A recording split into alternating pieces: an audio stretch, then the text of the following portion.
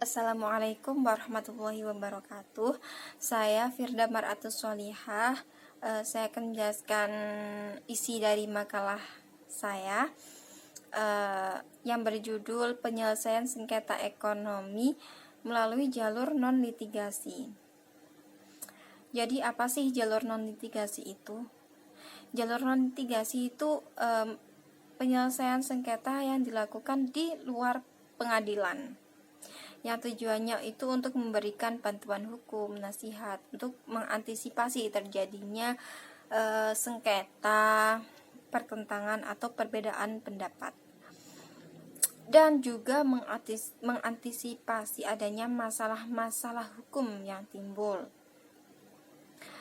Kehadiran non-litigasi ini kan sebagai pihak ketiga ya, sebagai pihak penengah, maka dia harus bersifat netral, bukan untuk memihak salah satu pihak, melainkan tapi non-litigasi ini sebagai penengah untuk memberi pencerahan gitu agar mereka bisa berdamai. Yang memutuskan untuk berdamai itu sebenarnya ya pihak yang bersengketanya sendiri, karena itu yang berwenang karena mereka yang bersengketa, maka mereka yang berdamai, menyelesaikan masalahnya sendiri. Yang pihak ketiga ini hanya memberikan pencerahan, nasihat gitu. Dan juga non-litigasi ini upaya tawar-menawar dan kompromi untuk memperoleh jalan keluar yang memperoleh jalan keluar untuk saling menguntungkan satu sama lain. Makanya nanti mereka bisa berdamai. Dan jalur non-litigasi ini sudah diakui dalam peraturan perundang-undangan di Indonesia, yaitu ada dalam pasal 3 Undang-Undang Nomor 14 Tahun 1970 tentang kekuasaan kehakiman, lalu dirubah ke pasal 58 Nomor 48 tahun 2009, itu tentang kekuasaan kehakiman juga. Di situ dijelaskan bahwa penyelesaian sengketa di luar pengadilan, arbitrase itu diperbolehkan atas dasar perdamaian gitu. Lalu juga ada dalam pasal 1 angka 10 Undang-Undang Nomor 30 tahun 1999, itu tentang arbitrase dan alternatif penyelesaian sengketa. Di situ dijelaskan bahwa lembaga penyelesaian sengketa atau beda pendapat melalui prosedur yang disepakati para pihak, yakni penyelesaian di luar pengadilan dengan cara konsultasi, negosiasi, atau penilaian para ahli. Penyelesaian sengketa konsumen oleh BPSK, Badan Penyelesaian Sengketa Konsumen, itu dilakukan atas dasar pilihan dan persetujuan para pihak yang bersangkutan. Penyelesaian sengketa konsumen ini bisa dilakukan dengan cara mediasi.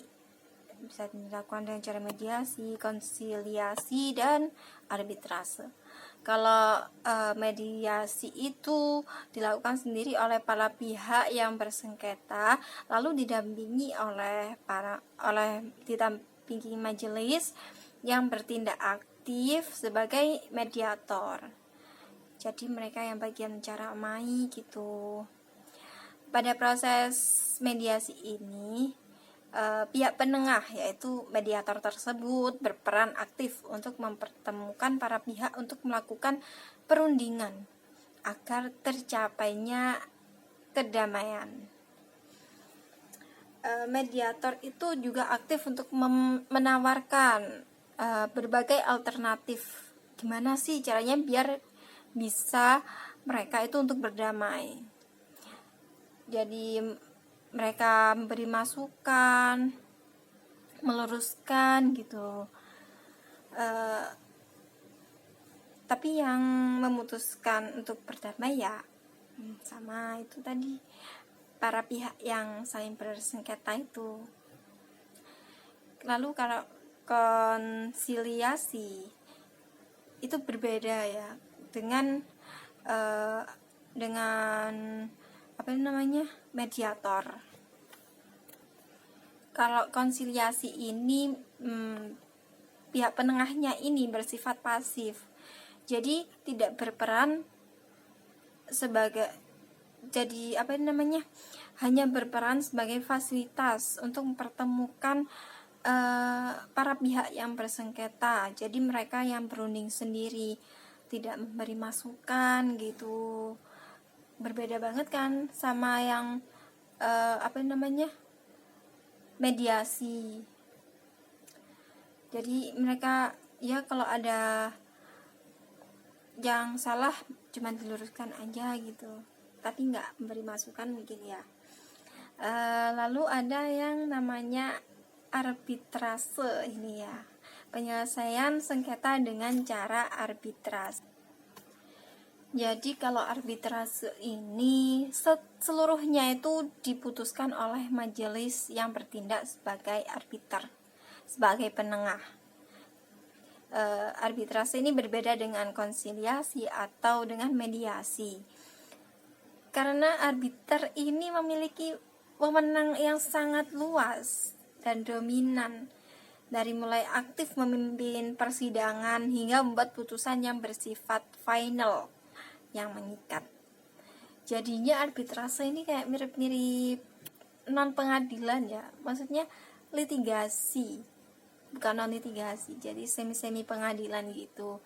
Semuanya sudah diatur oleh arbiter gitu ya, seluruhnya. Ya, sekian dari penjelasan yang bisa saya jelaskan. Mohon maaf apabila ada salah kata atau salah penjelasan. Saya akhiri. Wassalamualaikum warahmatullahi wabarakatuh.